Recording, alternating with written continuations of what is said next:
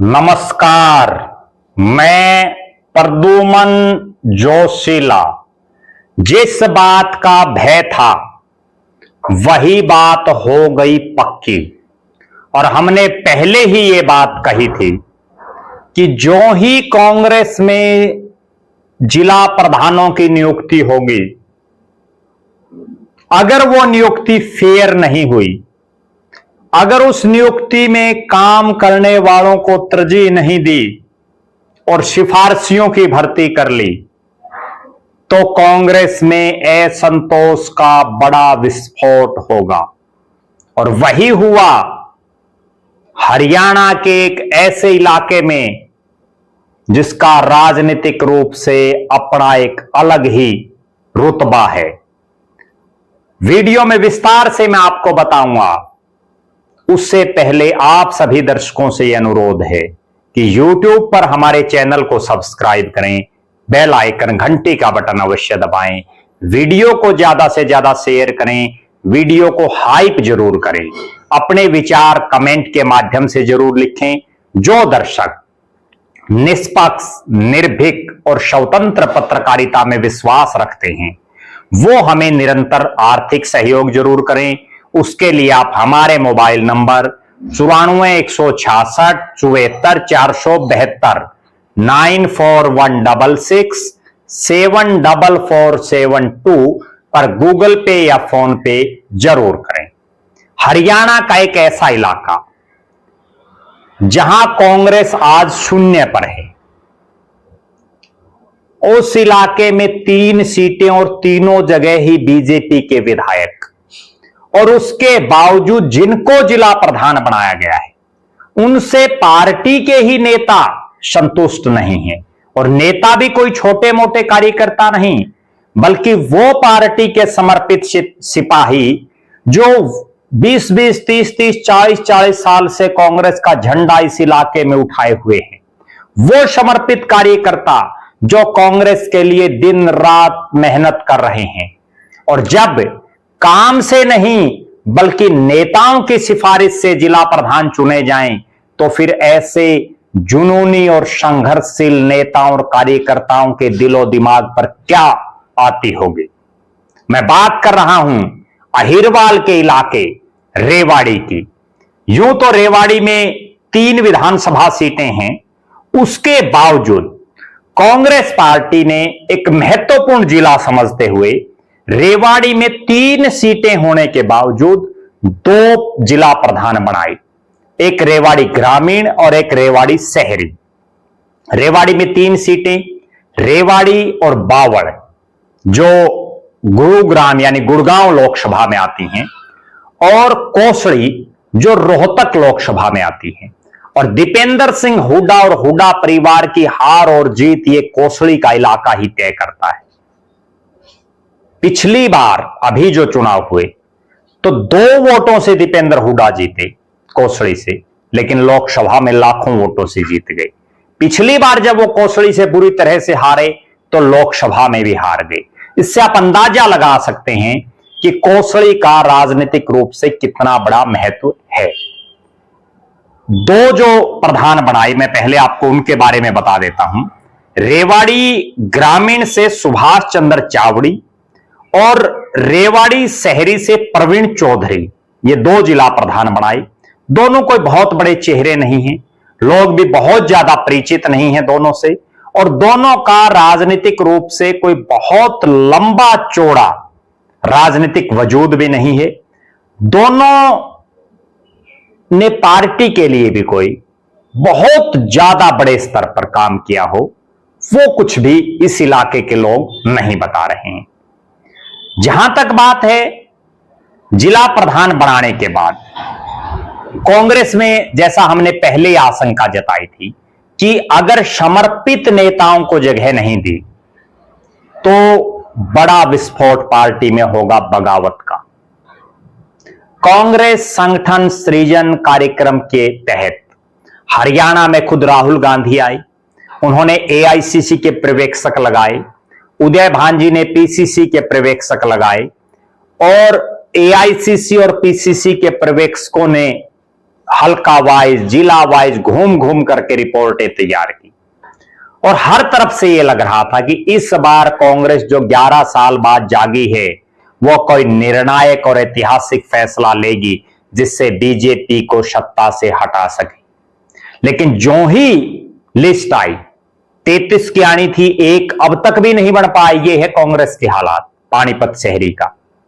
और जो 32 बने उनमें भी जगह जगह से असंतोष की खबरें आ रही हैं। आज हम बात करेंगे रेवाड़ी में कैसे असंतोष हो रहा है।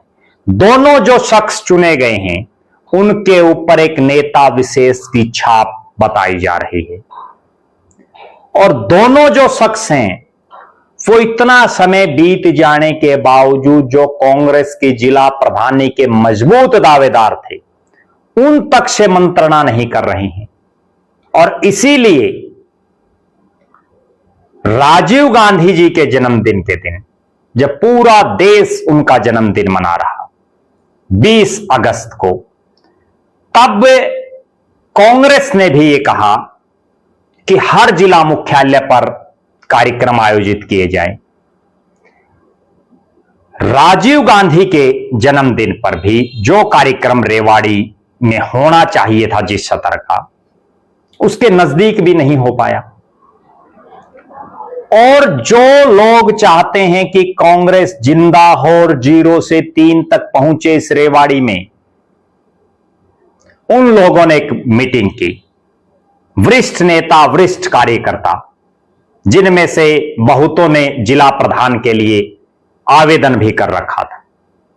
और इस मीटिंग में उन्होंने स्पष्ट रूप से कहा कि जिस ढंग से ये लिस्ट आई है इसमें मेहनत के आधार पर नहीं, संघर्ष के आधार पर नहीं, बल्कि बड़े नेताओं की सिफारिशों पर जिला प्रधान बनाए गए हैं। और इसी के मद्देनजर इन कांग्रेसियों ने राहुल गांधी और मल्लिकार्जुन खड़गे से भी एक डेलीगेशन ले जाकर के बात करने की कही।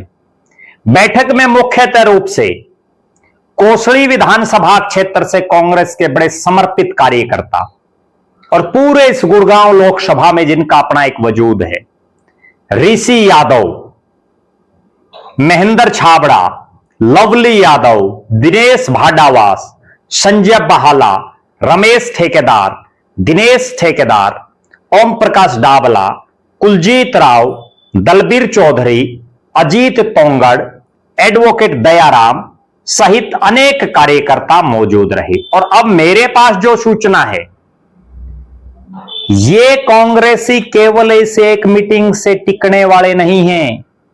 इन्होंने बगावत का झंडा बुलंद कर दिया है। और बगावत किसके लिए? कांग्रेस की मजबूती के लिए। बगावत किसके लिए? समर्पित कार्यकर्ताओं को पार्टी संगठन में जगह दिलाने के लिए। और अब इन्होंने कल यानी 22 अगस्त को दिल्ली में हरियाणा कांग्रेस के प्रभारी बीके हरिप्रसाद से मुलाकात का फैसला किया और इनको समय भी मिल गया। ऋषि यादव जो कोसली से हैं, उन्होंने प्रभारी से बात की और इसके बाद कल सुबह 9 बजे ये सब साथी रेवाड़ी से दिल्ली के लिए प्रस्थान करेंगे। सैकड़ों लोगों को अपने साथ ले जाएंगे और वहां बात करेंगे बीके हरिप्रसाद से कि आखिर वो कौन लोग हैं जो कांग्रेस का भट्ठा बैठाते जा रहे हैं। क्यों नहीं समर्पित और संघर्षशील नेताओं को इस अध्यक्ष का पद मिला। 3 दर्जन के आसपास लोग कांग्रेस अध्यक्ष पद के दावेदार थे, जिनमें कई ऐसे हैं जो बिल्कुल समर्पित थे, 20-20, 30-30 सालों से लगे हुए थे। और ऐसे लोगों का नाम ना आना और उनकी बजाय किसी नेता विशेष की छाप जिनके ऊपर हो उनका नाम आ जाना अपने आप में दर्शा रहा है कि दाल में काला नहीं, दाल ही काली है। यह अकेला रेवाड़ी का उदाहरण नहीं है। मेरे पास हरियाणा के अलग अलग जिलों से फोन आ रहे हैं। अलग अलग जिलों के लोग कह रहे हैं, कांग्रेस के नेता कह रहे हैं कि हमारे जिले में जिला प्रधान की नियुक्ति सही नहीं हुई और हमने आपसे एक वादा पहले भी किया था कि हम पूरे 22 के 22 जिलों के जो 32 शहरी और ग्रामीण जिला प्रधान बनाए हैं, उनका विश्लेषण लगातार आपके बीच में करेंगे।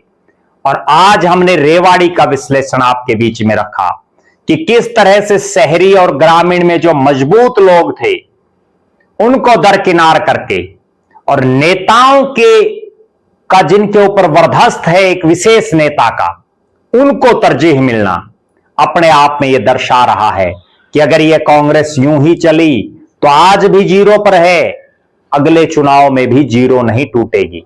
और अगर जिस ढंग से ये तमाम साथी बीके हरिप्रसाद से मिलेंगे, फिर राहुल गांधी और मल्लिकार्जुन खड़गे से भी टाइम लेंगे, अगर कांग्रेस अब भी सुधर गई, अब भी अपने संगठन में फेरबदल कर लिया, तो भी कांग्रेस का कल्याण हो सकता है और हार के चौके से बच सकती है। यह वही रेवाड़ी की सरजमी है जहां कांग्रेस का किसी समय डंका बजता था, और आज हालात 3 में से 0, आप अंदाजा लगा लीजिए। बहरहाल आप दर्शकों की क्या राय है? आप रेवाड़ी के दोनों जिला प्रधानों के बारे में क्या मानते हैं? आप यह भी जरूर कमेंट करें कि रेवाड़ी में कौन होना चाहिए था जिला प्रधान। आप हरियाणा के अलग अलग जिलों से हैं तो वहां भी, उन जिलों में भी अपनी राय रख सकते हैं। आप लगातार हमारे साथ बने रहें, हमारे फेसबुक पेज को लाइक और फॉलो करें, यूट्यूब पर चैनल को सब्सक्राइब करें, बेल आइकन घंटी का बटन अवश्य दबाएं, वीडियो को ज्यादा से ज्यादा शेयर करें, वीडियो को हाइप जरूर करें, अपने विचार कमेंट के माध्यम से लिखें। जो दर्शक आर्थिक रूप से सक्षम हैं वो हमें निरंतर आर्थिक सहयोग करें। बहुत बहुत धन्यवाद। आपका अपना प्रद्युमन जोशीला।